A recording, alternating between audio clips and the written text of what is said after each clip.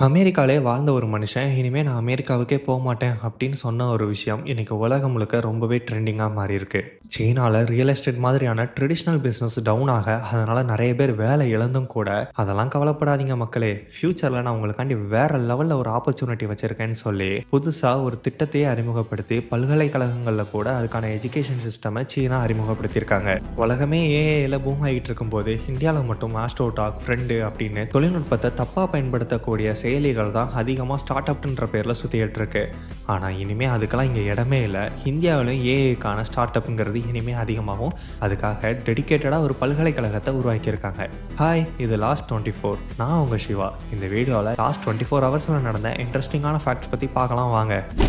இந்தியாவில் நிறைய பேருக்கு அமெரிக்காவில் போய் செட்டில் ஆகணுன்ற ஆசை இருக்கும். ஆனால் அமெரிக்காவிலேருந்து ஒருத்தர் நான் ஏன் அமெரிக்காவை விட்டு வெளில வந்தேன் அப்படிங்கிற காரணத்தை தன்னோட இன்ஸ்டாகிராம் வீடியோவில் வெளியிட்டிருக்கிறாரு. அமெரிக்காவில் வாழ்ந்துட்டு இருந்த ஹேடம் அப்படிங்கிறவர் உலகத்தில் மற்ற பகுதியில் வாழ்ந்துட்டு இருக்கக்கூடிய மக்கள் எப்படி வாழ்கிறாங்கன்ற ஆர்வம் அவருக்கு ஏற்பட, அமெரிக்காவை நான் வெறுக்கலாம் இல்லை, ஆனால் உலகத்தை சுற்றி பார்க்க ஆசைப்பட்றேன், அது மூலமாக ஏதாவது புது விஷயங்களை கற்றுக்கிறதுக்கான வாய்ப்பு எனக்கு அதிகமாக இருக்குது அப்படின்னு சொல்லிட்டு அமெரிக்காவை விட்டுட்டு வெளியில் வராரு. அதுக்கான வீடியோஸையும் ப்ராப்பராக டாக்குமெண்ட் பண்ணிகிட்டே வந்திருக்கிறாரு. ஸ்டார்டிங்கில் இது வெறும் ஒரு சின்ன பயணம் அப்படின்னு சொல்லி அவர் ஸ்டார்ட் பண்ண, கிட்டத்தட்ட 18 மாதத்தில் உலகம் முழுக்க பல பகுதிகளில் அவர் சுற்றி பார்த்துட்டு வந்துட்டார். அப்படி அவர் சுற்றி பார்த்ததில் அவர் காமனாக சொல்கிற ஒரு விஷயம், அமெரிக்காவில் எல்லாமே கார்களுக்காண்டியே வடிவமைக்கப்பட்டிருக்கும். வெளியில் போகணும் அப்படின்னா, அதுவும் பக்கத்து தெருவுக்கு போகணுன்னாலே காரில் தான் போய் ஆகணுன்ற சுச்சுவேஷன் அமெரிக்காவில் இருந்திருக்கு. கொஞ்சம் தூரம் நடந்து போகணும் அப்படின்னாலே மற்ற நாடுகளை பொறுத்தவரையில் நடந்து செல்றதுக்கான வாய்ப்பு அவங்க அதிகமாக இருந்திருக்கு. அதே மாதிரி பொது போக்குவரத்து அப்படிங்கிறது மற்ற நாடுகளில் பொதுவான விஷயமா இருந்திருக்கு. ஆனால் அமெரிக்காவில் பொது போக்குவரத்து அப்படிங்கிற ஒரு விஷயம் ரொம்ப கடினமாக இருந்திருக்கு. இதெல்லாம் வச்சு பார்க்கும்போது அமெரிக்கா பணம் சம்பாதிக்கிறதுக்கான ஒரு மையமாக இருக்கக்கூடிய நாடாக தான் இருக்குது. அங்கே மனிதர்களுக்கு ஏற்ற இடம் கிடையாது அப்படிங்கிற மாதிரி அவர் அந்த வீடியோவில் சொல்லியிருக்கிறாரு. அதுலேயும் அவர் குறிப்பாக சொல்கிறது என்னென்னா, மற்ற நாடுகளில் மக்கள் அவசரமில்லாத ஒரு வாழ்க்கையை வாழ்ந்துகிட்டு இருக்கிறாங்க, மகிழ்ச்சியாக இருக்கிறாங்க. ஆனால் அமெரிக்காவில் இப்படி ஒரு பூங்காவில் நடக்கிறது கூட ரொம்பவே கஷ்டமான விஷயம். அமெரிக்காவில் எல்லாமே கார்களுக்காக மட்டுமே உருவாக்கப்பட்டிருக்கு. ரொம்பவே ரசித்து பண்ண ஒரு விஷயம் ரயில் பயணம். மற்ற நாடுகளில் இது ரொம்ப எளிமையாக இருக்குது. ஆனால் அமெரிக்காவில் இப்படி ஒரு அனுபவம் கிடைக்கிறது ரொம்ப ரொம்ப ரொம்ப கஷ்டமான விஷயம். அமெரிக்கா மக்களுக்காக உருவாக்கப்படலை, அது பணத்தை மையமாக கொண்டு தான் இயங்குது. ஆனால் மற்ற நாடுகளில் மனிதர்களுக்காக உருவாக்கப்பட்ட சமூகத்தை உணர முடியுது அப்படிங்கிறத அவர் அந்த வீடியோவில் சொல்லியிருக்கிறாரு. இது எல்லாத்தையும் சொன்னால் அவர் கடைசியாக சொன்ன ஒரு விஷயம் என்னென்னா, நான் இனிமேல் அமெரிக்காவுக்கு போக போகிறதில்ல. இது அமெரிக்கா மேலே இருக்கக்கூடிய கோபமோ வெறுப்போ கிடையாது, எனக்கு வாழ்க்கை மேலே வந்த ஒரு தெளிவான புரிதல் தான்.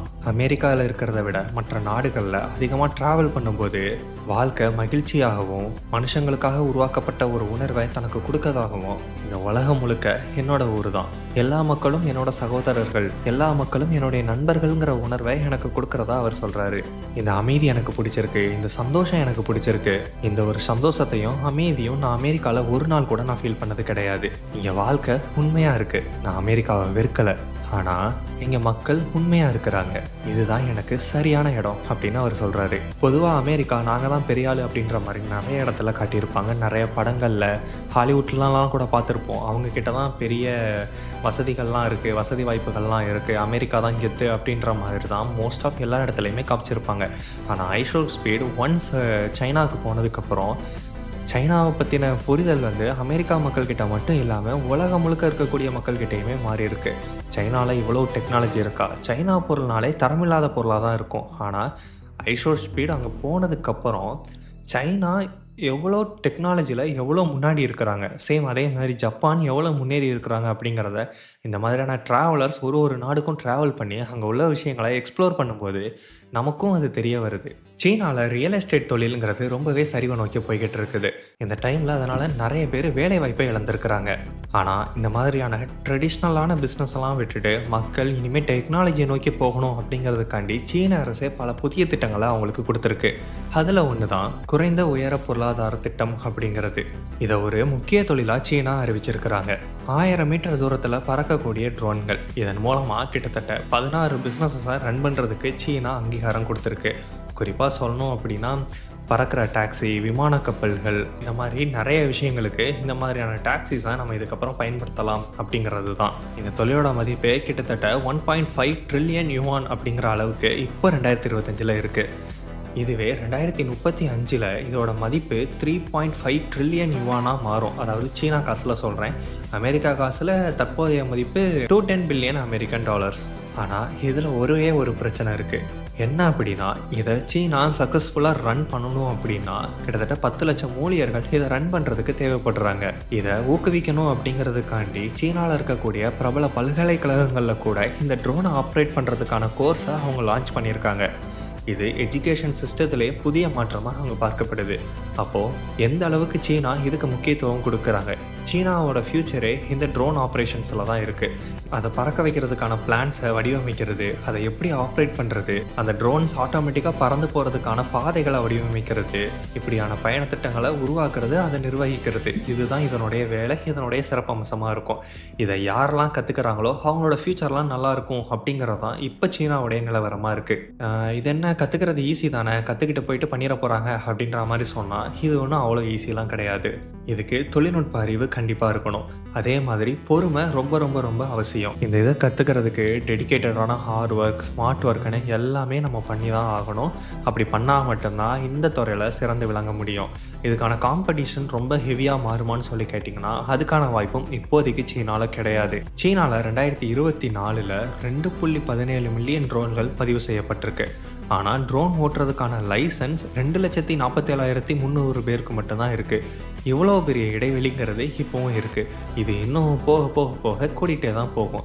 ஸோ இதில் வாய்ப்புங்கிறது அதிகமாக இருக்குது. ஆனால் அதை பயன்படுத்திக்கிறதுக்கான ஆட்கள் குறைவாக தான் இருக்கிறாங்க.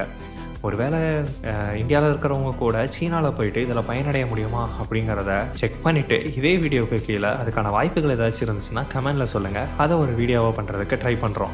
இந்தியாவிலையுமே கூட பல ட்ரெடிஷ்னல் பிஸ்னஸ் இப்போ டிஜிட்டலாக இருக்குது. இன்னுமே பல ட்ரெடிஷ்னல் பிஸ்னஸ் டிஜிட்டல் ஆகாமல் இருக்குது. இன்றைக்கி காலகட்டத்தில் டிஜிட்டல் ஆனால் மட்டும்தான் சர்வே பண்ண முடியும்னு நிறைய பேர் கான்டென்ட் க்ரியேஷனில் இறங்கி அவங்களோட பிஸ்னஸை பூஸ்ட் பண்ணிகிட்டு இருக்கிறாங்க. நம்ம இப்போ தான் இந்த லெவலுக்கு வந்திருக்கிறோம். ஆனால் சீனா ட்ரெடிஷ்னல் பிஸ்னஸஸ்லாம் கொஞ்சம் கொஞ்சமாக டவுன் ஆகிறத பார்த்துட்டு மக்களை மோட்டிவேட் பண்ணி அவங்கள ஃப்யூச்சரை நோக்கி ஓட வைக்கிறாங்க. ஓகே, இந்த ட்ரெடிஷ்னல் பிஸ்னஸ்லாம் ஆல்மோஸ்ட் முடிஞ்சிருச்சு. இதோட லெவல்லாம் இன்னும் போக போக போக டவுன் ஆகிட்டே தான் போகும். இதுக்கப்புறம் இன்னும் நீங்கள் சர்வே பண்ணணும், வாழ்க்கையில் மேலே மேலே உயரணும்னு சொல்லி நினச்சிங்கன்னா ஃப்யூச்சருக்காண்டி நம்ம ஒர்க் பண்ண ஸ்டார்ட் பண்ணணும். ஃப்யூச்சரில் சீனா எந்தெந்த ப்ராஜெக்ட்லலாம் கவனம் செலுத்துகிறாங்களோ அதிலலாம் மக்களோட பங்கு கண்டிப்பாக இருக்கணும் அப்படிங்கிற நோக்கத்தில் இந்த ஒரு பிளானை அவங்க எக்ஸிக்யூட் பண்ண போகிறாங்க. இதுக்கான கல்வி எல்லா விஷயத்துலையுமே அவங்க அடுத்தடுத்த விஷயங்களாக மாறிட்டுருக்காங்க. இப்போ இதோட அடுத்த ஒரு விஷயமாக தான் முக்கியமான ஒரு விஷயம் இருக்குது. என்ன அப்படின்னா, இன்றைக்கி உலகத்தில் ஆர்டிஃபிஷியல் இன்டெலிஜென்ஸ் தான் அதிகமாக ட்ரெண்ட் ஆகிட்டு வருது. பூம் ஆகிட்டு இருக்கிற செக்டரும் அதுவாக தான் இருக்குது. அமெரிக்காவை பொறுத்தவரையில் ChatGPT, மெட்டா ஏஐ, எலான் மஸ்கோட கோர்க் அப்படின்னு சொல்லிட்டு நிறைய ஏஐஸ் பூம் ஆகிட்டே இருக்குது. சீனாவை பொறுத்த வரைக்கும் டீப் சர்ச் ஏஐயில் கலக்கிட்டு இருக்கிறாங்க. ஆனால் அப்படியே இந்தியா பக்கம் வந்தால் இங்கே ஜோசியம் பார்க்குறதுக்கு, அதுக்கப்புறம் இந்த ஃப்ரெண்டுன்ற ஆப்பில் என்னென்னமோ வேலை பார்க்குறதுக்கெலாம் வந்து ஸ்டார்ட் அப் கம்பெனி அப்படின்னு சொல்லி இன்ட்ரடியூஸ் பண்ணி டெக்னாலஜியை ரொம்பவே தப்பாக பயன்படுத்திக்கிட்டு இருக்கிறாங்க. உலகம் முழுக்க ஏஐயில் கான்சென்ட்ரேட் பண்ணிகிட்டு இருக்கும்போது இந்தியா அதில் பண்ணலை அப்படிங்கிற பட்சத்தில் ஃப்யூச்சரில் அது நமக்கு மிகப்பெரிய ஆபத்தாக முடியும் அப்படிங்கிறத உணர்ந்து இப்போ இந்தியாவில் முதல் தனியார் செயற்கை நுண்ணறிவு தொழில்நுட்பத்துக்கான பல்கலைக்கழகம் திறக்கப்பட்டிருக்கு. அதுக்குன்னே டெடிக்கேட்டடாக திறந்திருக்காங்க. இதன் மூலமாக ஏஐ செக்டர் இதுக்கப்புறம் இந்தியாவிலையுமே பயங்கரமாக பூம் ஆகும் அப்படின்னு சொல்லி எக்ஸ்பெக்ட் பண்ணப்படுது. இந்த ஏஐ பல்கலைக்கழகம் இந்தியாவில் மட்டும் இல்லாமல் உலகம் முழுக்க இருக்கக்கூடிய ஏஐயில் யாரெல்லாம் ரொம்ப பெஸ்ட்டாக இருக்கிறாங்களோ அவங்களோட போட்டி போட்டு அவங்களோட பெஸ்ட்டாக மாறுறது தான் நம்மளுடைய இலக்கு அப்படிங்கிறத முன் வச்சு இதை ஓப்பன் பண்ணியிருக்கிறாங்க. பொறுத்திருந்து பார்க்கலாம் இந்தியா எந்த மாதிரியான ஏஐயை லான்ச் பண்ண போகிறாங்க அப்படின்னு.